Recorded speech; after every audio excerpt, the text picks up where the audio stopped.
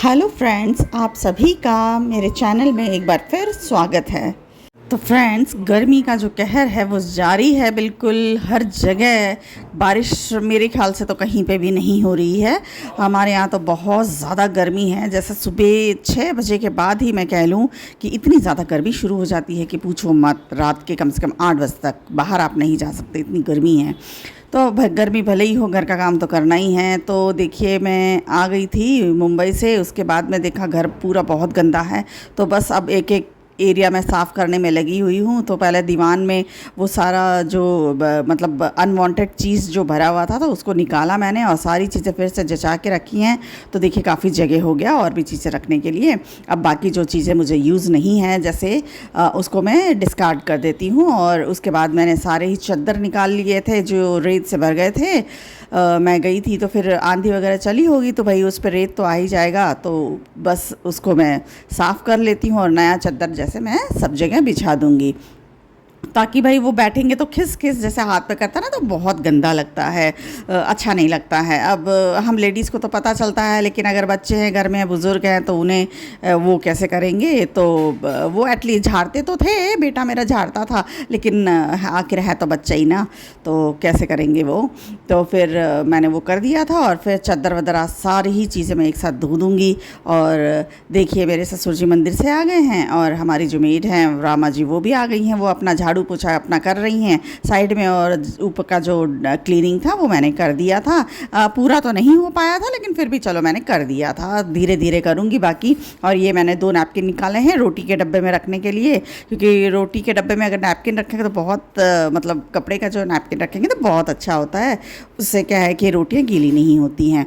तो उसको पहले तो धो के सुखा लूँगी, उसके बाद फिर उसको इस्तेमाल करूँगी, क्योंकि थोड़ी बहुत भी अगर गंदगी होगी, उसमें लगी हुई रेत वेत लगा होगा तो वो सब धुल जाएगा। तो उसको मैंने धो लिया था अच्छे से और धो के उसको मैं फर्स्ट सुखा दूँगी, फिर जब रोटी बनाऊँगी तो उसमें लगा लूँगी। तो देखिए आज व्रत है हमारी जो रामा जी है उनका, तो उनके लिए चलती हूँ मैं। ये जो साबूदाने के चिप्स वगैरह होते हैं, पापड़ वगैरह, वो उनको तल के देती हूँ और चाय बना के उनको दे देती हूँ। तो कम से कम उनका नाश्ता हो जाएगा, तो अपना वो काम करके अपना नाश्ता वाश्ता कर लेंगी और फिर मैं अपना काम निपटा लूँगी। क्योंकि नहा धो तो मैं चुकी थी, नहाने के बाद में मैंने काम शुरू किया था सारा ही।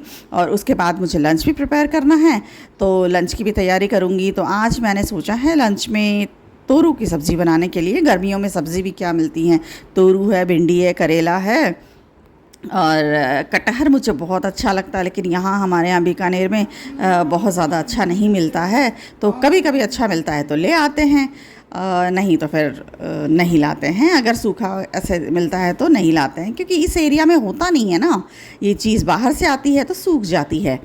तो इसीलिए मुझे बहुत पसंद है वो सब्ज़ी, लेकिन चलो कभी कभी मिल जाता है तो खा ही लेते हैं।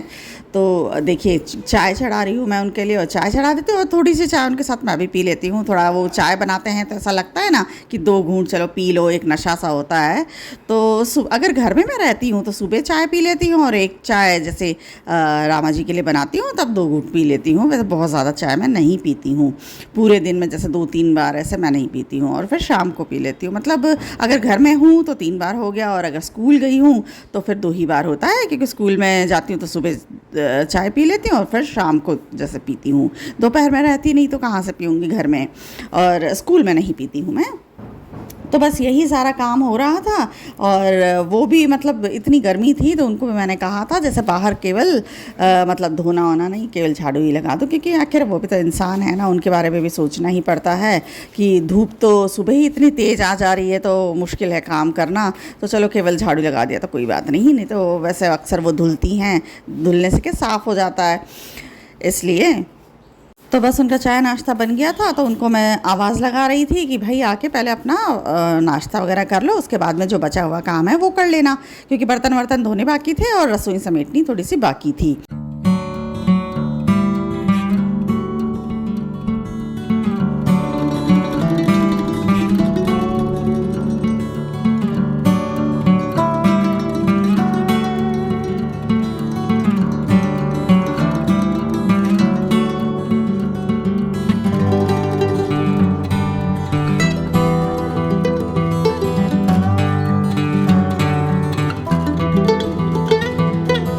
तो अब अब दोपहर के 12 बज चुके थे, तो मैं लंच प्रिपेयर कर रही थी और रोटियां बना रही थी मैं। तो रोटियां बनाए, जब घी लगाना हुआ रोटियों में तो देखा घी ख़त्म हो गया है जो घी के बर्तन में।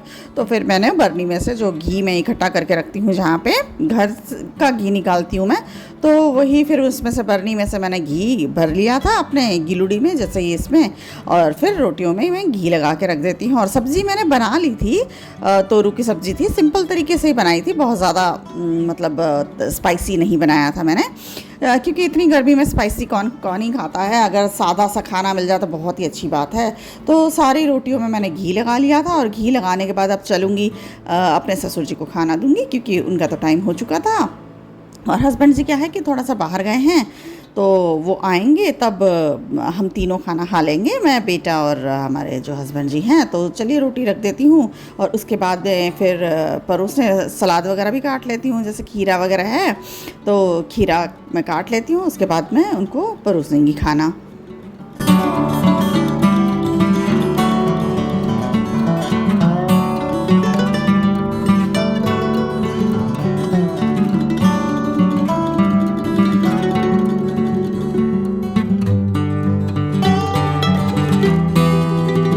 तो गाय कुत्ते की जो रोटियां बनाई थी उसको मैंने छबड़ी में रख दिया है, जैसे टोकरी में मैं रख देती हूँ, सूखती हैं, फिर उसके बाद देती हूँ मैं, जैसे शाम को या सुबह दे देती हूँ। अब दही जमा लेते हैं, तो वही देख रही थी, दूध जो है वो गर्म था, तो मैंने पंखा चालू कर दिया था, फ़ैन, ताकि वो दूध जो है जल्दी ठंडा हो जाए, और उसके बाद में मैं फिर दही जमा दूँगी।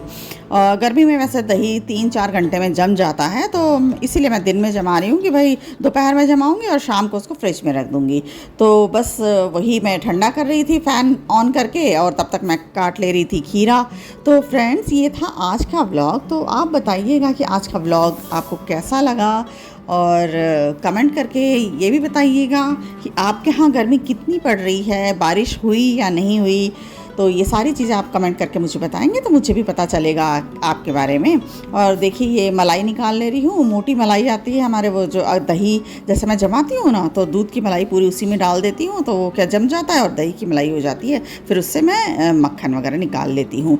तो बस यही था। और उसके बाद में अब बना देते हैं रायता, क्योंकि पापा जी को खाना परोसना है। तो आप तो जानते ही हैं, उनका रायता मैं बनाती हूँ, तो पानी डाल के उसको घोट के फिर मैं उसको छौंक दूँगी, तो उनका रायता बन जाएगा। वो ऐसे ही खाते हैं।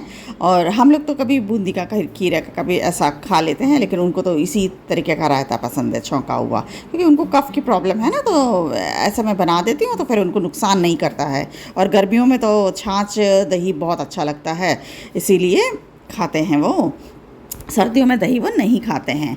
तो फ्रेंड्स, अब मिलते हैं अगले व्लॉग में। और आप अगर मेरे चैनल पर नए हैं तो सब्सक्राइब भी ज़रूर कर लीजिएगा। मेरे व्लॉग को फ्रेंड्स लाइक भी ज़रूर करिएगा, क्योंकि लाइक करने में कुछ नहीं लगता है अपना, सिर्फ हमें मोटिवेशन मिलता है। तो गुड बाय फ्रेंड्स।